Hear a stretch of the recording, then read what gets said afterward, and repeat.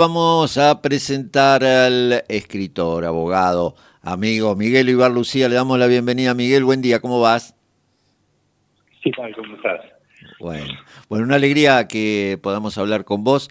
Has presentado hace poquito tu último libro, Sionismo, el fascismo exitoso, una caracterización política del movimiento sionista. Contanos un poquito cómo va el libro, ¿no? Sin contar mucho para que la gente lo compre.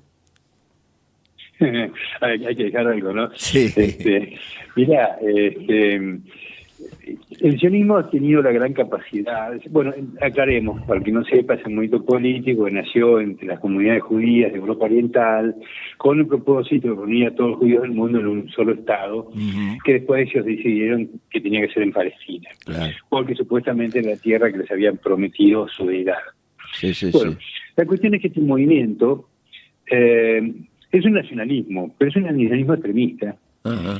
Y ellos supieron, sin embargo, a caballo de la natural solidaridad que la inmensa mayoría de la gente siente por los judíos, por el atroz genocidio que cometió el nazismo, ellos vendieron al mundo una idea de que era un movimiento democrático, progresista, que buscaba la igualdad, incluso hasta casi socialista, porque el partido que gobernó los primeros 30 años estaba en la Internacional Socialista, el MAPA incluso se llamaba Partido Laborista. Claro. Y armaron las famosas granjas colectivas, los kibutzim, que parecían falanterios ahí, como guiados por Fourier, por los socialistas utópicos. Entonces dieron alguna imagen de progresismo. Pero claro, ellos dijeron, bueno, tenemos que llevar adelante este proyecto. Y inventaron distintas consignas e ideas. Una de ellas fue un periodista, Israel Sangui, que dijo que Palestina era una tierra sin pueblo para un pueblo sin tierra. Claro. Es decir, ya de por sí negaba la existencia de los palestinos. Ellos no fueron ahí a integrarse con la población local, como sí en la Argentina, o en Estados Unidos, o en Uruguay, sino que fueron con la idea de desplazar a la población local, que no tenía derechos, por los judíos de todo el mundo, que si bien es un movimiento que nació entre los judíos orientales, es decir, de Rusia, Polonia, Ucrania, etc. Esta idea, esta cosa de que los que ahí vivían no tenían derecho porque eran incivilizados, porque eran la barbarie, incluso el mentor del sionismo dice que ellos van a ser, en su diario, la avanzada de Occidente frente a la barbarie de Oriente. Ajá.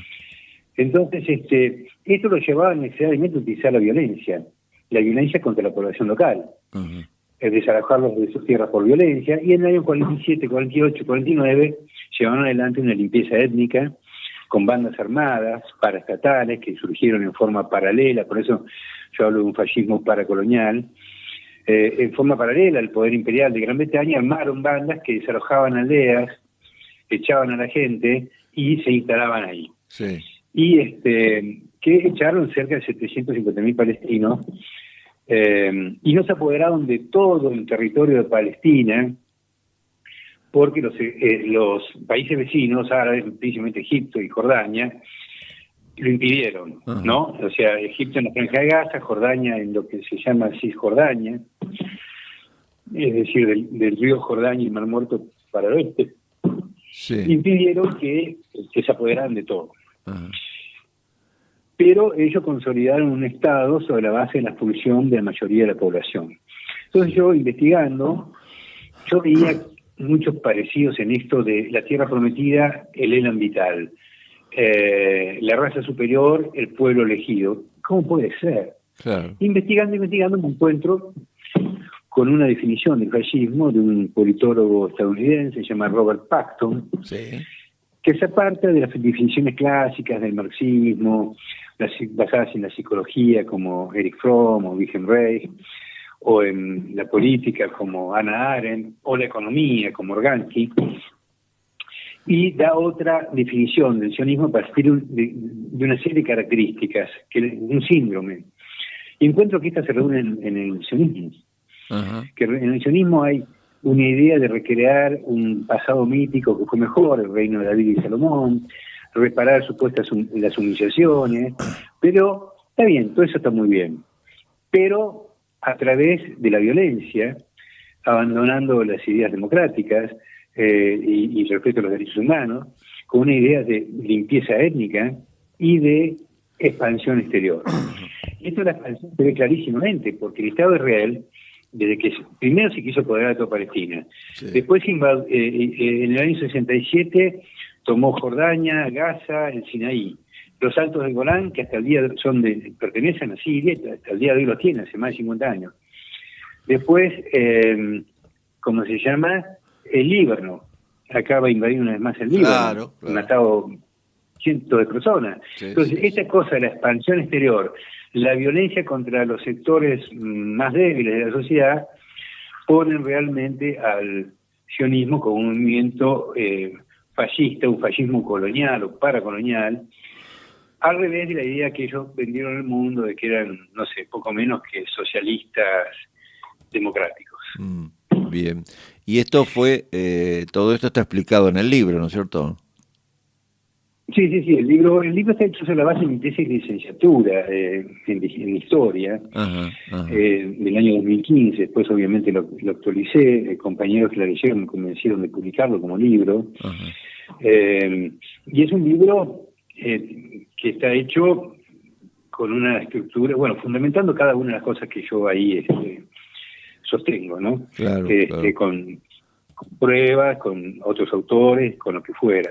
Mira, una vez encontré en la librería acá de Tandil, no sé cuánto tiempo tenemos, si me excedo. No, dale, tranquilo. Dale tranquilo, sí. Mira, en la librería esta que está ahí en Rodríguez, Darío, creo que se llama, encuentro entre los libros usados un libro que dice Héroes de Israel.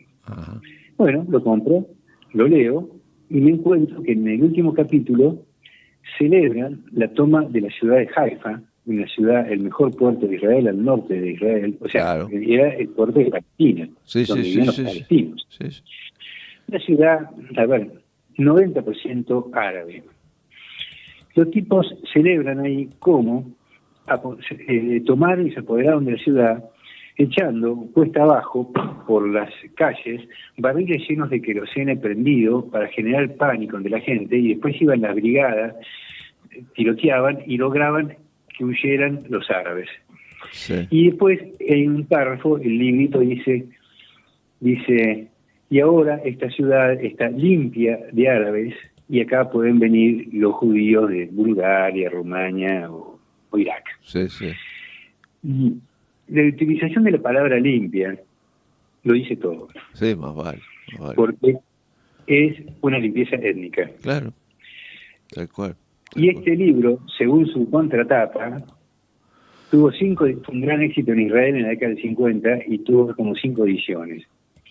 Es decir, que celebraban haber expulsado a la gente en sus viviendas para sustituirlas por otro.